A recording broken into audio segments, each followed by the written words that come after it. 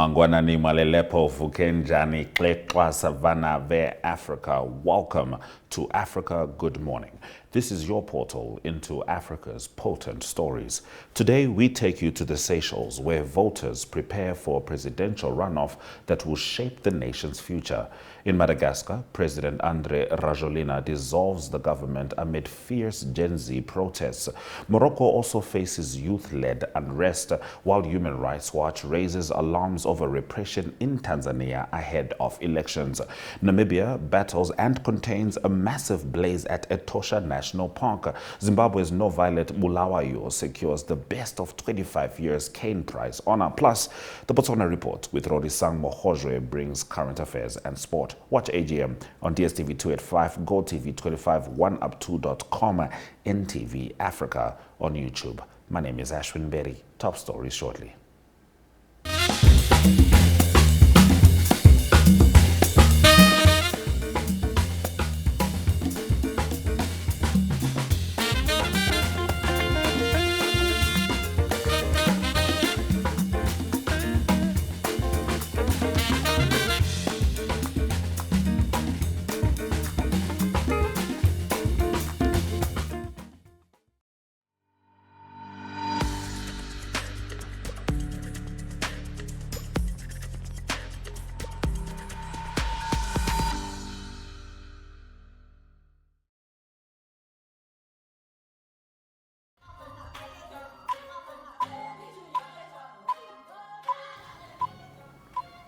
Let's get into the top stories on AGM.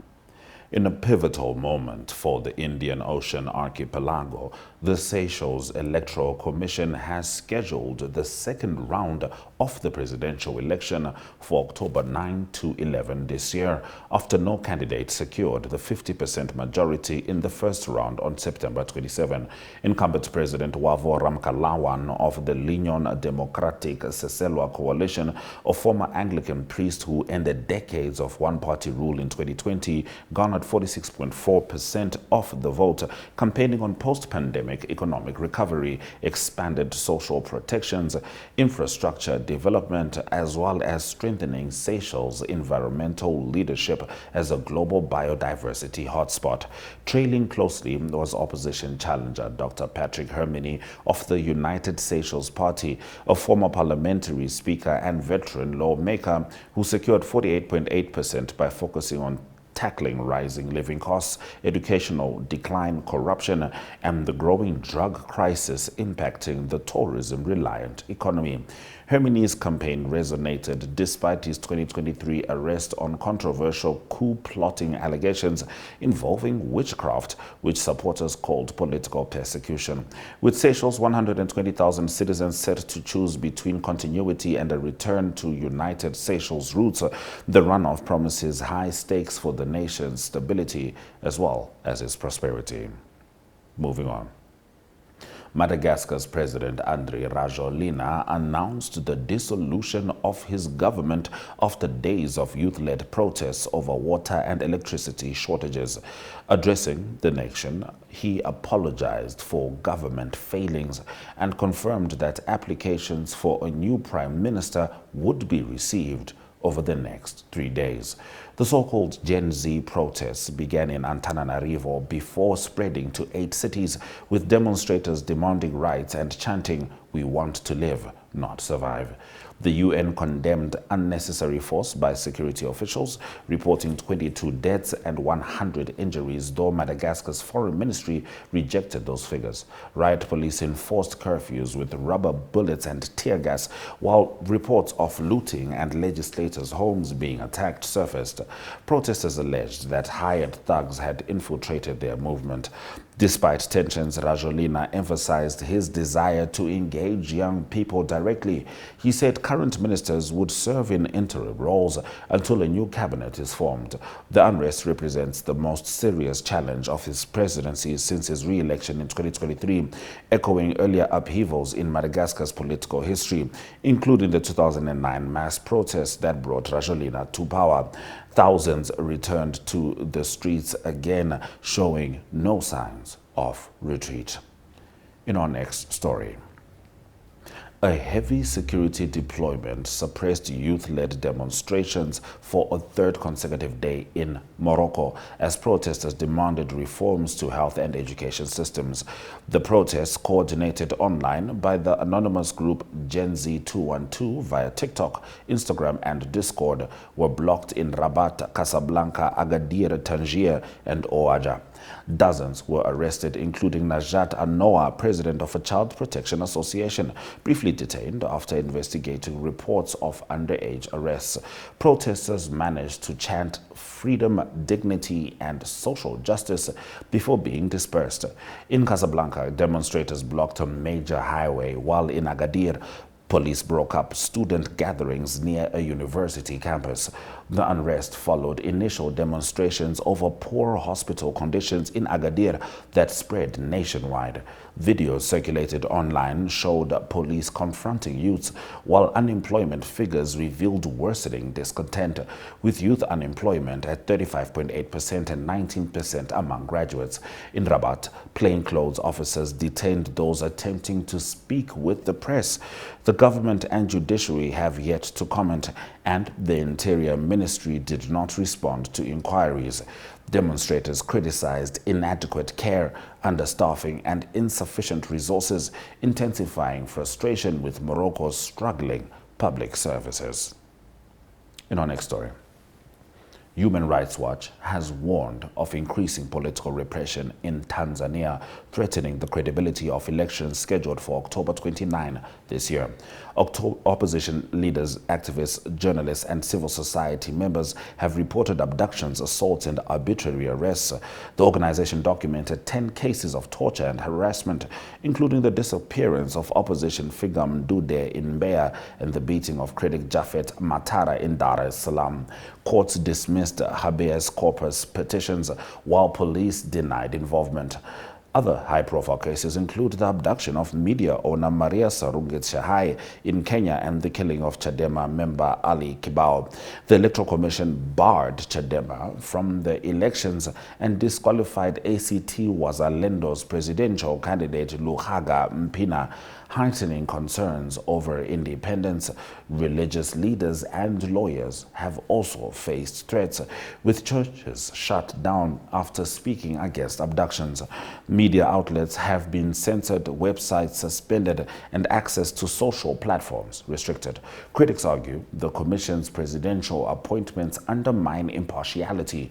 International bodies, including the African Commission, UN, and European Parliament, have raised concerns about repression, media restrictions, and freedom of assembly, questioning whether the elections will reflect voters' will. We'll take a quick break before we continue with the top stories.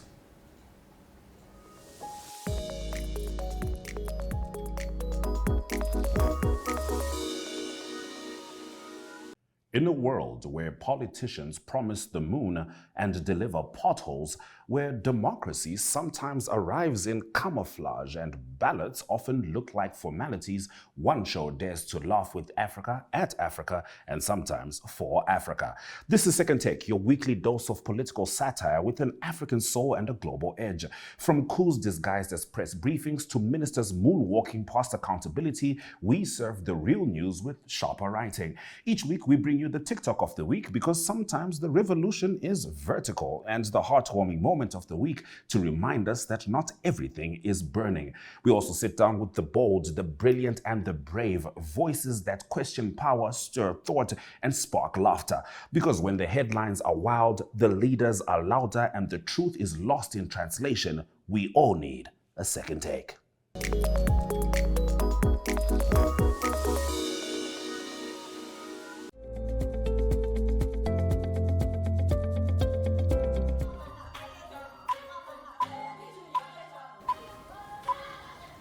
Let's continue with the last of our top stories. Namibia's Environment Minister Indeleni Daniel confirmed that a massive fire which swept through a third of Etosha National Park has been contained after a week of destruction. The blaze spread beyond the reserve into neighboring regions near Angola, burning hundreds of thousands of hectares of grazing land. At least 9 antelope perished, while the fire threatened black rhinos and other wildlife. Officials blamed strong winds, dry vegetation, and possibly a charcoal production site outside the park. Helicopters and hundreds of soldiers were deployed, with over 500 more troops later sent to assist. Opposition voices criticized the government for lack of preparedness and called for long-term response strategies. Prime Minister Elijah Ngurare confirmed that fires spreading into Oshikoto, Oshana, and Kunene were now under control, though the full scale of damage awaits aerial surveys covering nearly 23,000 square kilometers.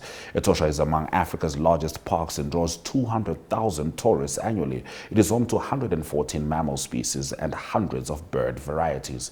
Experts note that while wildfires are natural in savannas, careful management is needed to protect ecosystems as well as communities. In the last of our top stories, Zimbabwean author Violet Bulawayo has been awarded the Best of 25 Years Kane Prize for African Writing, cementing her reputation as one of the continent's most celebrated literary voices. The honor recognizes the finest work from a quarter century of the prize, which has become a leading platform for African literature. Bulawayo, known for her bold storytelling and distinctive voice, emerged victorious in a special competition that brought together past winners. Her success highlights Zimbabwe's strong tradition of literary excellence and brings global attention to her contributions. The Kane Prize, often referred to as Africa's leading literary award, has provided a stage for diverse narratives across the continent. This latest recognition affirms Bulawayo's place amongst its most influential alumni. She previously gained acclaim for her fiction exploring themes of identity, migration, and social transformation. By receiving this honor, Bulawayo not only secures her place in literary history, but also underscores the significance of African voices in shaping global storytelling. The award continues to highlight the continent's creativity and cultural power on the world stage. Those have been our top stories on Africa Good Morning. Shortly, Rorisang Mohojwe joins us for the Botswana report from Gaborone. But prior to that, it's the weather.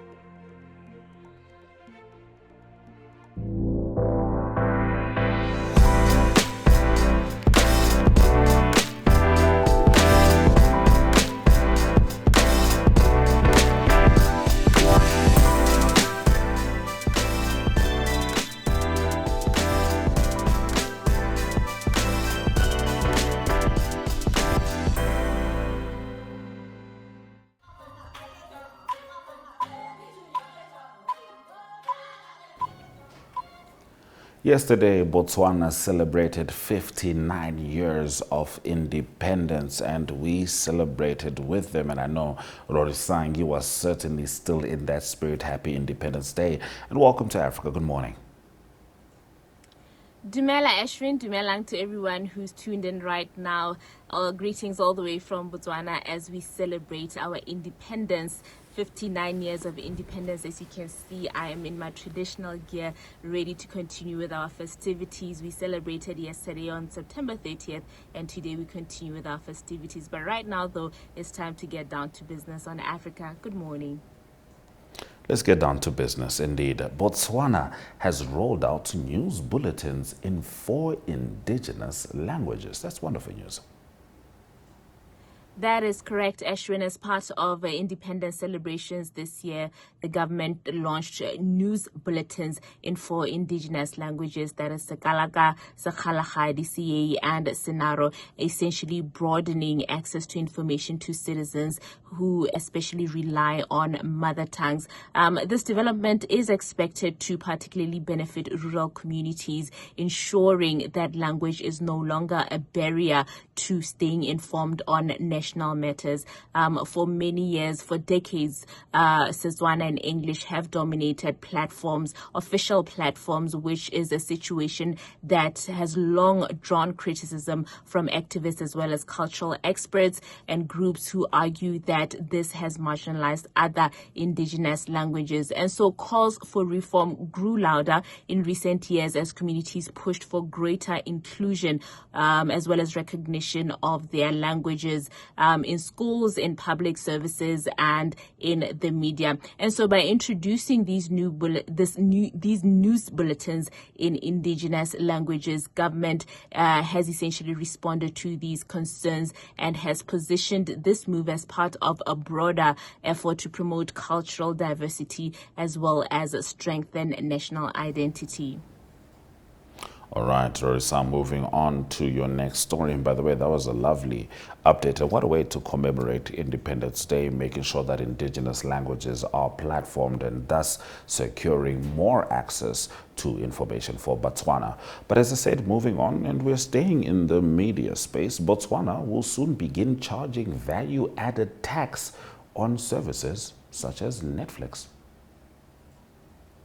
Yes, so Botswana is expected to start charging value-added tax or VAT on digital services such as Netflix, Amazon, and Alibaba, as well as other foreign providers. And these amendments, which have been added to the Value-Added Tax Act, have been passed by Parliament, or they were passed by Parliament in August of this year, and are expected to take effect in April of 2026, which is when the new financial year of government begins. And according to Ministry of Finance officials, this law will now require these foreign digital services or service providers to now register with the Botswana Unified Revenue Services, that's BRX, or the taxmen, as well as adjust their systems in order to charge VAT on local consumers and remit that payment to the BRX. The BRS, enforcement, according to officials, is going to rely on IP addresses and banking details of the consumers who will be paying for these services. And we understand that this new framework will also cover remote services such as those that are being offered by external legal or consulting firms. Now, authorities do believe that this move will help curb tax evasion as well as generate, a substantial amount of revenue for government, especially now at a time when the country is facing tough economic challenges.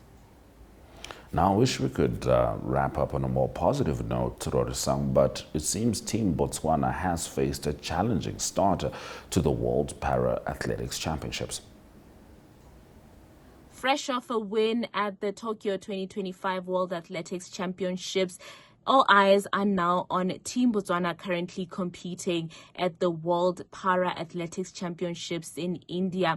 Team Botswana has faced a challenging start at the World Para Athletics Championships in India, with athletes delivering personal bests but unfortunately missing out on early podium finishes. In the men's 400-meter T11 race, Bunkamile Bankaise and his guide Thuso Balising clocked a season best of 54.50 seconds in round 1 before improving to a personal best of 53.78 in the semis. Despite this progress, the pair made it, or they reached third in their heat. but unfortunately did not qualify for the finals. Gloria Majaha is one athlete who has also showed resilience, finishing fifth in the women's 100-meter T13 final with a time of 13.38 seconds. Now she will come back. She will return for the 400-meter T13 event on Saturday, where the team hopes for a stronger result. Looking ahead, Ronald Richwell is set to return in the T37 200-meter heats at almost 10 a.m., while Bangaitse will feature again in the T37 200-meter final later in the day. Coach Katlego Matong said the team remains focused on steady improvement and sees the championships as a vital platform to gain experience against top international athletes ahead of future Paralympic events. All right, thank you, Rorisang, for delivering such a well-rounded report from Botswana. Thank you so much for having me. Until next time, Africa, good morning.